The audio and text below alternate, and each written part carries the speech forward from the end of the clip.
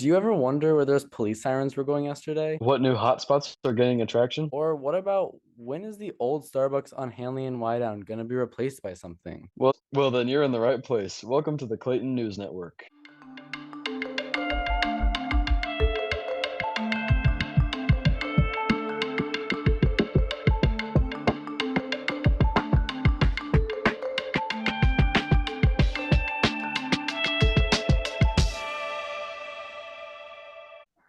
Welcome to Clayton News Network. I'm Owen Weiss. And I'm Brody Mitchell. Before we begin, leave us your honest rating and follow for more interesting episodes like this one. Now, I'm sure you're all asking, what is the Greyhound News Network? As if the title wasn't enough.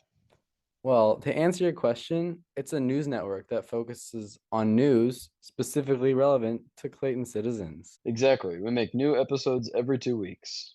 which means that the news we cover will be from the past 2 weeks. We will also have a weather forecast for the weeks to come, starting next episode. We decided to make this news network because there aren't any for just the city of Clayton, meaning that what we talk about will always be relevant to you. Now, let's dive into the episode because we have a very special guest waiting for us. So, this is our season 1 main topic, a brand new petition. We'll talk more about that in a second, but first, it's interview time. We have a few questions for our guest about Clayton as well as our petition. I feel like now is a good time to actually tell the listeners about the petition. Okay, so basically, you know how we used to have that ice rink at Shaw Park? Of course I do, but then they tore it down. We had so much fun there. Exactly. Well, that's what we aim to fix. So the plan would be to have an ice rink when it's cold and a pickleball court when it's warm. This way, the space is always being used and we still get our beloved ice rink back. It would be made so that when it gets warm, there would be panels that can be placed over the ice rink base with pickleball markings on them. I'm not going to paint a picture for everyone because that would take way too long. So I'll put a link in the description of this episode that has all the info you need to sign our petition. Now, we at Clayton News Network are very excited to introduce you to our very own Clayton Mayor, Bridget McAndrew. How's it going? Hi. It's going Good, good. how are you? Good. This is Owen, Brody. hi, Brody. Oh, and I know you're a freshman. Brody, are you a freshman too? I'm a junior. Oh, sorry. Sorry. I probably should know that, but yeah. So we today are gonna ask you a few questions about Clayton and about the ice rink petition. So to start us off, what kind of things bring communities together, just in general? What kind of things bring, well, I think events bring communities together. I think that's a big thing. I think places do, like the center of Clayton. Certainly events like the art fair brought a very big community together, certainly community outside of Clayton. I'm trying to think what else. I think just parks, which I guess is a place. But I guess when I said play, I think of like the center of Clayton, which, lots of people gather there to work out or they come to watch somebody play a sport. That would be another thing. I mean, I guess that's an event, but sporting events certainly bring people together as well. So, I mean, I don't know. Those are some of the things I think about. Yeah. From my experience, my first year of high school, during lunchtime, a lot of people get together and do things during lunchtime. Like they'll go around Clayton. Like a lot of people go to Starbucks and they'll study together and have lunch or something there. That's always a fun thing to do. Sometimes people work out at the center together. Mhm. Yeah, Brody, what about you? What kind of things have you noticed? Certainly a lot of connection, at lunchtime, like you said, but also through, I mean, kind of like Miss McAndrew said, just a lot of events and stuff, even events, not even necessarily sporting events, but, for choir or for band or, stuff like that. Things that get students out of the classroom, I think, because the expectation is sort of that, when you're in the class, you're, focused on learning, right? So when we can have a chance to connect and be around each other outside of that environment, it's a big, that's a really helpful community building thing, right? That those are the kinds of things that make us feel like we have people around us that that we can connect with. Yeah. I'm sure the homecoming parade will bring Mm-hmm. the community out. For Lots of sure. kids, It would lots help of if kids, we could kids like to come out and get all the candy. it would help if we could win the homecoming game too, but Yes. Yeah, Yeah. but oh, like might not winning or happen. losing, people are still, they still gather regardless. Yeah, Yeah. it's yeah. It's the journey, not the destination. Exactly. So I know that you know about our petition, but what Okay. are your thoughts about the ice rink petition?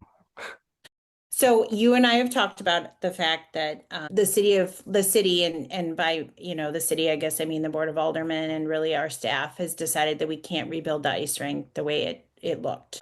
So, back before COVID, the ice rink as it existed then couldn't be rebuilt because the parts for it no longer existed. So we either, we made a determination and, I think if COVID had happened a year or two later, we might actually have an ice rink in the ground. But during COVID, the bond market dropped out, so there was no way to finance anything. So financially, Clayton was hit pretty significantly during COVID. So we made a decision that we just can't spend 10, 15, $20 million even on a new municipal facility, which, would have been the ice rink. So as it stands right now, we have engaged a designer to basically create some plans for the ice rink site. We actually had our first meeting with them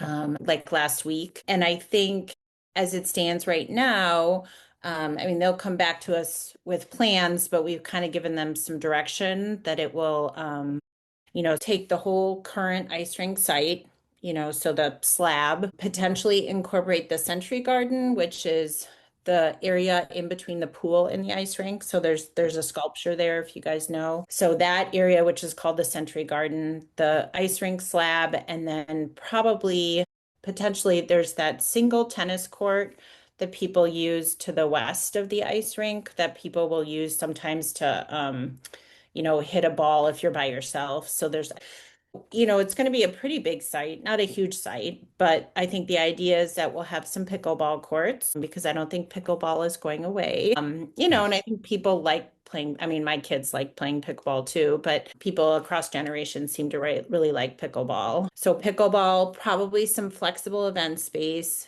and potentially some sort of I don't know, maybe concession area or something where we have somebody who's working and who's making food or have you guys been to Francis Park at all with your parents or by yourselves at all? There's kind of a place in Francis Park, which is in South City a little bit, where there's a purveyor who has like he sells beers, makes pizza, does stuff like that. But the idea with this flexible event space potentially is during the winter, we plan to look at ways to put an ice sheet down, so temporary ice in the Yeah. winter.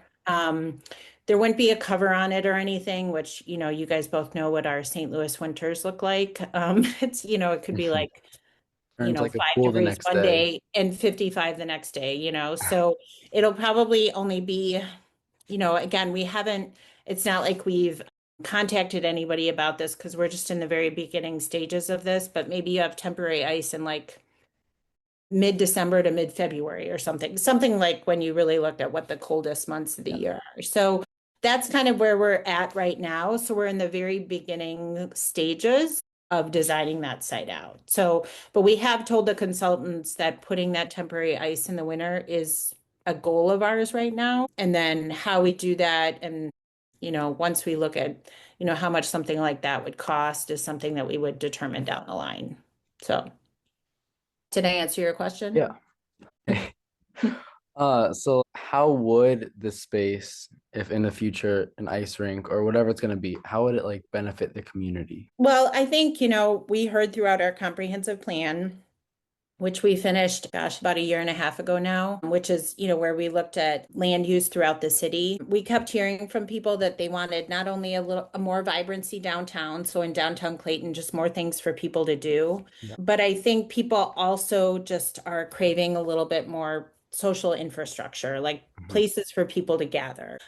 This is really a prime piece of our park. It's very visible to the community. It's visible to Brentwood. So I'm just really hoping that it will be a great place for people to gather, to get together, whether it's people from Clayton, whether it's kids from the high school, whether it's, middle school students, it doesn't matter, or people that are working. I mean, we have a huge corporate community, that comes to Clayton every day. We would like them to stick around and do stuff in Clayton after work, not just go into their cars in the parking garage and leave. So I'm hoping this will become a good destination place for them after work, but also just for our residents to gather. In addition to in front of this, we're hoping to have a place where food trucks can park. So it could really be a good place for us to host events. People want to see, that was another thing, people want to see more events in the city, but it's hard to put, it's fun to close streets in downtown, but it's hard on our public works staff. It's a lot of time and Yeah. energy, and we don't have a huge staff, despite what people might think. So having a place to put these events rather than closed streets, which again are time intensive, they're hard on our staff, would be great as well. Yeah. So In literacy, actually, or English, we learned about third places, which is like a place between like work and home that people can go to socialize. Because now everything is like you have to pay to do something. And then I immediately thought about this. I was like, Shaw Park is a good one because it's free to go there and like there's a mhm. lot to do. And Clayton too, because it's really compact. Right. Um, and I feel like there's more to come. Yeah, I think that that's like you said, I mean, it's not like, if we had some sort of concession person there to sell food, potentially sell like microbrews or something like that. I think that, that brings people in, people, and food trucks, obviously, food trucks, I don't think would be stationed there all the time. But if you had somebody there pretty consistently in the evenings, I think people can, Jack, if your parents didn't want to you know, feed you guys at night. You and your brother could come down and have a pizza or something It's like that.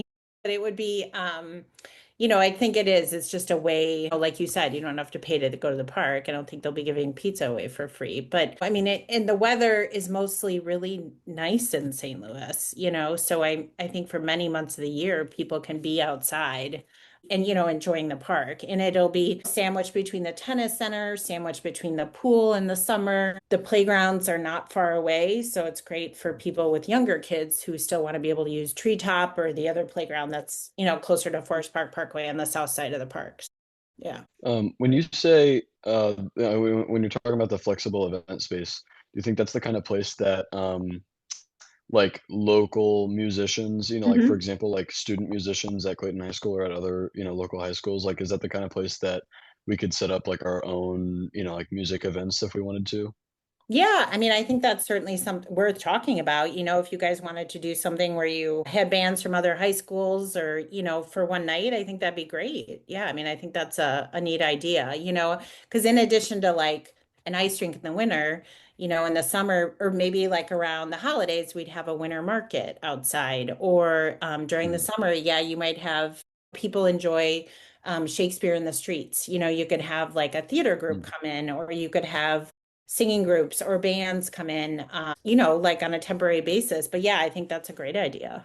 So anything Um, to bring people out. so what do you think that like the listeners could do to like help out their community, but also help the petition like actually get through and do something? I mean, I don't know, I think kind of as I've described it, I think like we are not going to be able to build like a freestanding ice rink, but this is, I hope to be at least pretty close, at least for 2 months of the year.